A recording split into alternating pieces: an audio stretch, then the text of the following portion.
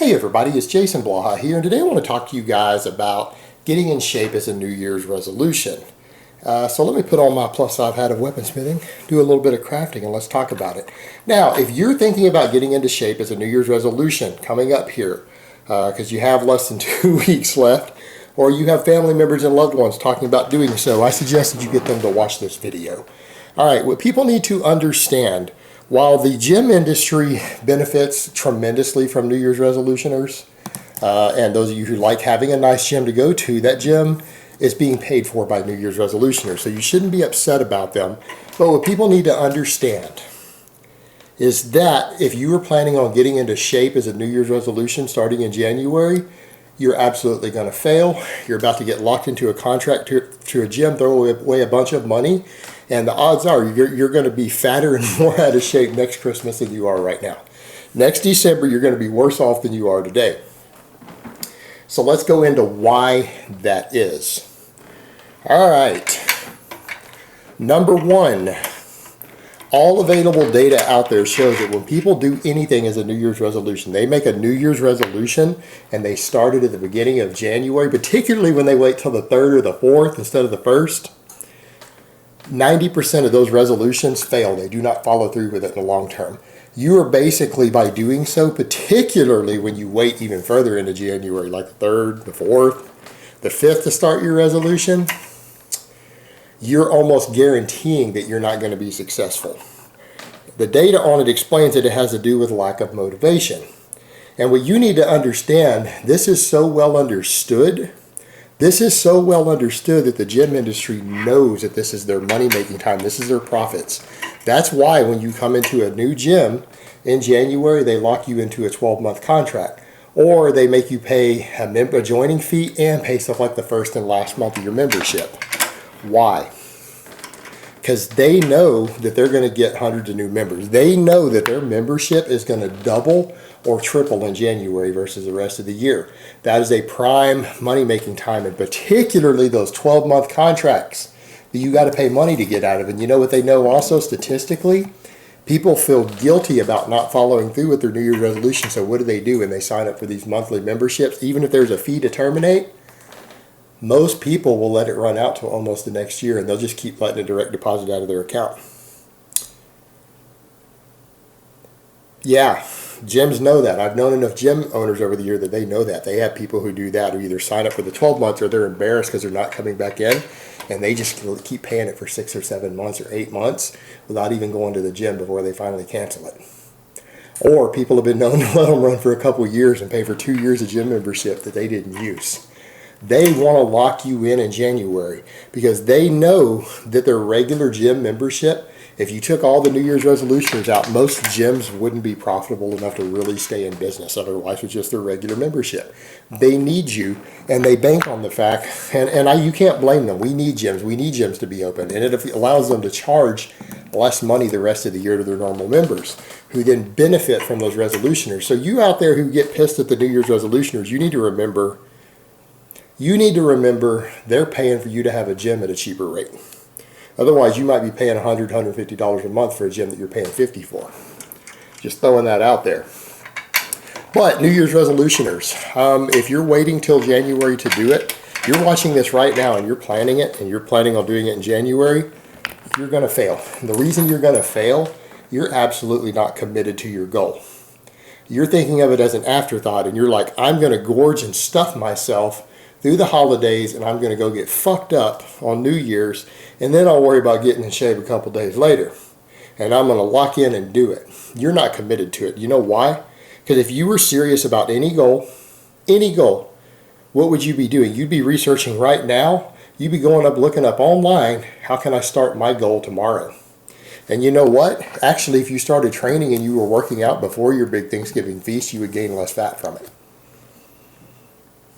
Pro tip right there.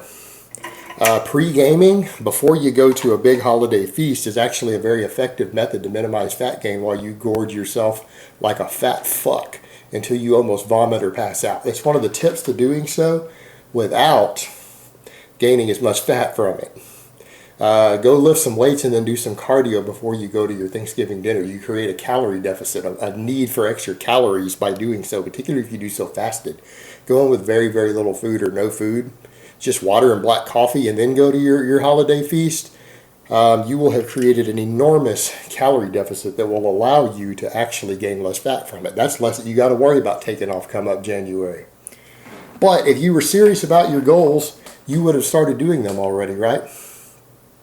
I mean, if you were serious about something, you don't put it off till next week, next month. You start on it right now.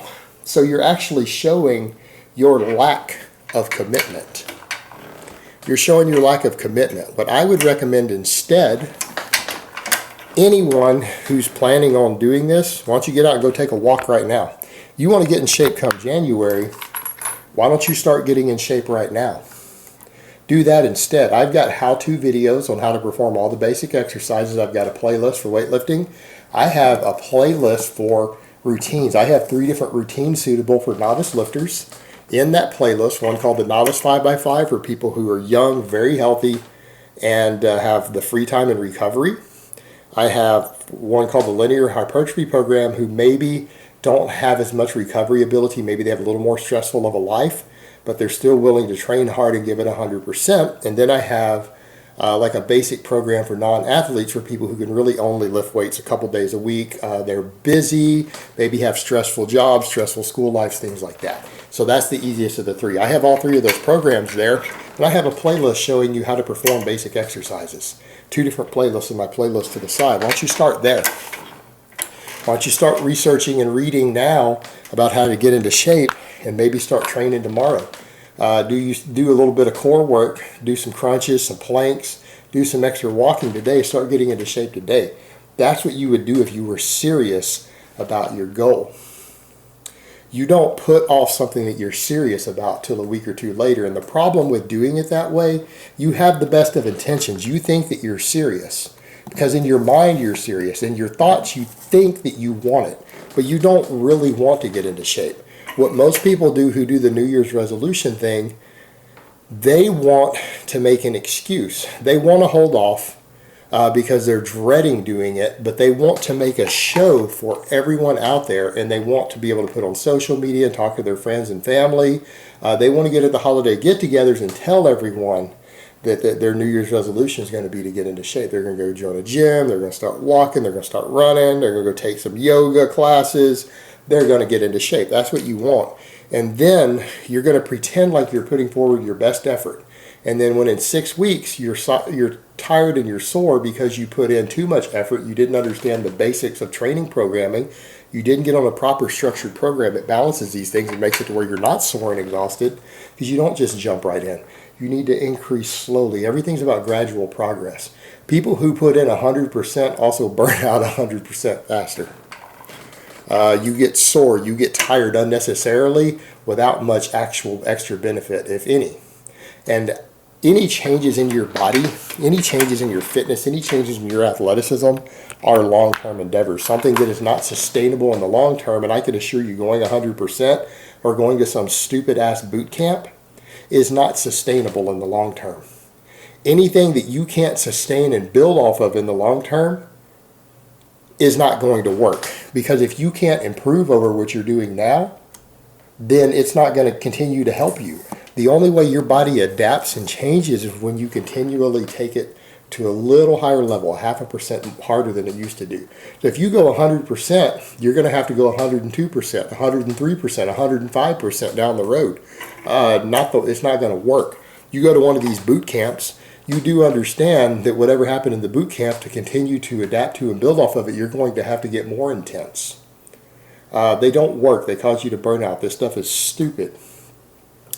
But people get suckered into things like this because they think that they want to give 100% instead of actually doing research. If you actually learned how to do these things and made a real effort, you would already know boot camps don't work.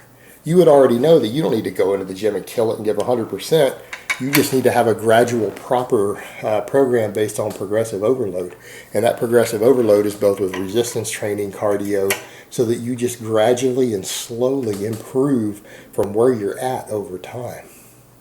so that your body makes continual changes and adaptations, and it's a milder adaptation process, but it's continuous because consistency is everything. And here's the thing, if you can't even get down and join the gym tomorrow on the 21st, 10 days of weight, if you don't have the motivation and dedication to go start tomorrow, you don't have the dedication or motivation to be consistent with anything. You probably don't have, honestly, I'm going to be honest here. Outside of maybe one endeavor in life, you probably don't have the motivation to be consistent with anything. And so I would actually challenge you, if you really want to get in shape as a New Year's resolution, I want you to prove me wrong. Prove me wrong and go start tomorrow. Not on the 21st today, not on the 31st, not on the 1st, not January. Start tomorrow. Tomorrow's the 22nd. And if you're seeing this the 23rd, then go on the 24th. Hell, if you see this on Christmas Day, go on the 26th. Next day, go join a gym.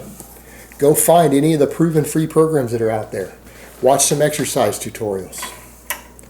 Prove me wrong by starting sooner. Because if you wait, you're only proving that you're not actually dedicated. And what you really want to do is to go make a show, and then when you fail to get results, you want to get sympathy from everyone else who failed to get results because they refused to be consistent also, and they made the same silly mistakes. You just want a support group of other people who failed to get into shape so that you can feel better about not doing so. But the reality is, it really isn't as hard as it's been made out to be. It's because all these stupid boot camps and these programs designed to make you sore and exhausted, that's actually what makes it more difficult, is that people buy into this marketing bullshit. When the truth is, it actually just requires a little bit of effort and consistency. It really becomes easy, and once you make it a habit and you realize that you don't have to train that hard, you just have to train just enough and be consistent with it month after month, year after year. Once you realize that, it just becomes a habit, and it becomes mildly more work and mildly more difficult than remembering to brush your teeth 3 times a day. It really is at that level. It's just about habit and consistency at a certain point, and that's all there is to it. But you're not going to get to that consistency and create those habits if you wait until January the 3rd to get started. What you're going to end up with is being another person who failed to do so, who has other people to talk to as a support group who also failed. And then all of you are going to continue to fail the next year. And each year you're going to be in worse shape come December than you were the year before. If you start tomorrow and actually put forward some real effort, it's not only going to be easier than you think it is, you're actually more likely to be successful statistically. All right, guys, but that's really all I have to say on that today. I hope it's been informative, and I will talk to you guys next time.